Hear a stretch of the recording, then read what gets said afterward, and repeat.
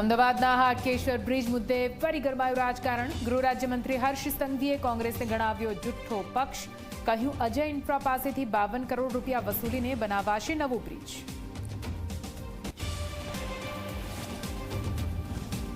રાજકોટના ભ્રષ્ટ મનસુખ સાગઠિયાની મિલકત પર ચાલશે તંત્રનું બુલડોઝર. યુનિવર્સિટી રોડના આલિશાન બંગલાને તોડાય તેવી ચર્ચાઓ થઈ તેજ. અધિકારીઓ પાસે મંગાવવામાં આવી બંગલા અંગેની માહિતી.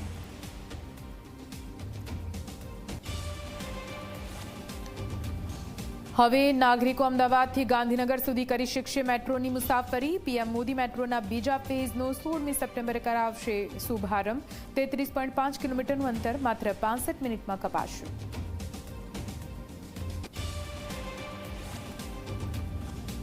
હિન્દુ નામ ધારણ કરીને યુવતીઓને ફસાવતા વિધર્મીની પોલીસે કરી ધરપકડ. 14 હિન્દુ યુવતીઓનું જીવન બરબાદ કરીને 50 લાખ રૂપિયા પણ પડાવ્યા.